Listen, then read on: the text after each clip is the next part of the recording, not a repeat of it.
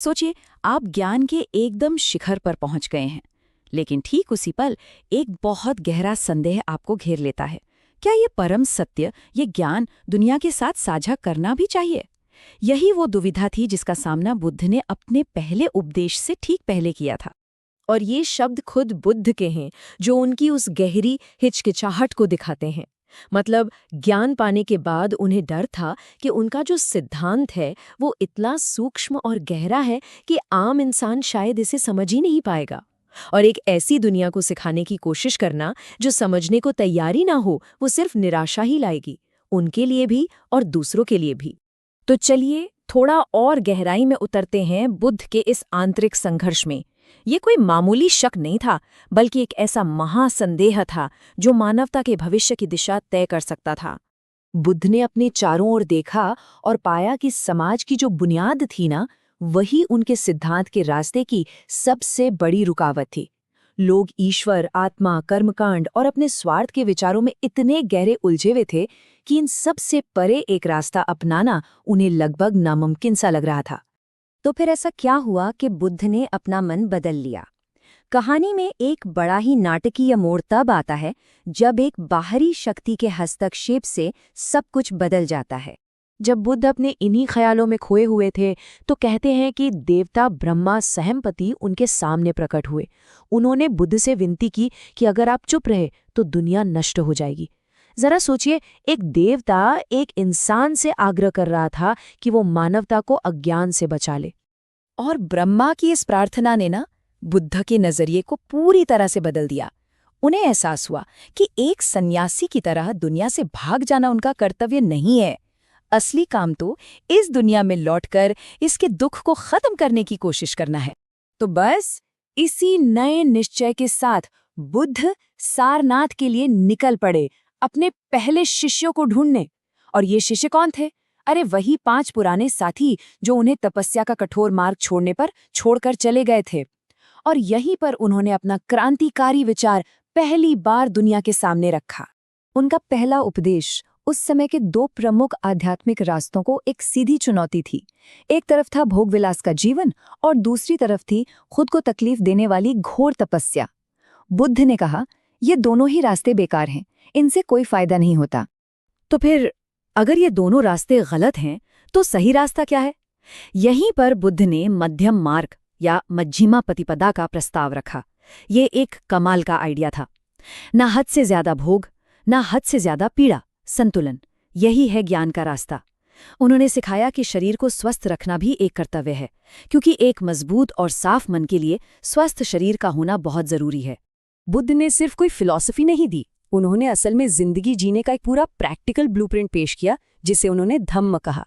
तो चलिए इस ब्लूप्रिंट के हिस्सों को एक एक करके समझते हैं। और ये बात उस समय के सभी धर्मों से एकदम अलग थी। बुद्ध के धम्म के सेंटर में कोई भगवान, कोई आत्मा या मरने के बाद की जिंदगी नहीं थी। इसका बस एक और सिर्फ एक मकसद था, इसी धरती पर इंसानों के दुख को दूर करना। दुख को खत्म करने के लिए बुद्ध ने 3 स्टेप्स वाला एक रास्ता बताया। पहला है शुद्धि का मार्ग, जो नैतिक आचरण की नींव रखता है। दूसरा है धर्म का मार्ग, जो सही नजरिए और समझ पर फोकस करता है। और तीसरा है सद्गुण का मार्ग, जो हमारे चरित्र को बेहतर बनाने वाले गुणों को विकसित करने के बारे में है। शुद्धि के मार्ग की शुरुआत होती है पंचशील से, जो एक अच्छे जीवन के लिए मूलभूत नैतिक कोड है। ये सिर्फ नियम नहीं है, बल्कि खुद को सुधारने के लिए एक स्टैंडर्ड है। बुद्ध का तर्क था कि अगर कोई स्टैंडर्ड ही नहीं होगा तो जो व्यक्ति गिरा हुआ है वो कभी उठने की कोशिश ही नहीं करेगा, क्योंकि उसे पता ही नहीं चलेगा कि वो गिर गया है। धर्म के मार्ग को समझाने के लिए बुद्ध ने ये कारागार यानी जेल वाली बड़ी दमदार मिसाल इस्तेमाल की। ये सम्मा दिट्ठी यानी सही नजरिए के कॉन्सेप्ट को दिखाता है।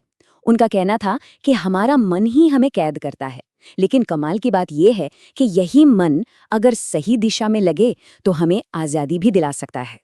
और तीसरा रास्ता है सद्गुण का, जिसमें 10 ऐसे गुणों को हमें एक्टिवली अपनी जिंदगी में अपनाना होता है।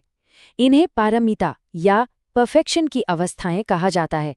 ये सिर्फ अच्छे विचार नहीं हैं, बल्कि ऐसे गुण हैं जिन्हें अभ्यास करके अपने चरित्र का हिस्सा बनाना होता है। इन 10 गुणों में से मैत्री बहुत खास है। ये सिर्फ प्यार या दोस्ती नहीं है, ये उससे कहीं बढ़कर है। ये एक यूनिवर्सल भाईचारे की फीलिंग है जो दोस्त, दुश्मन, इंसान और जानवर सभी जीवित प्राणियों तक फैली हुई है। ये एक बहुत ही क्रांतिकारी और समावेशी विचार था। तो क्या सिर्फ इन 3 रास्तों पर चलना ही काफी है? बुद्ध के हिसाब से नहीं।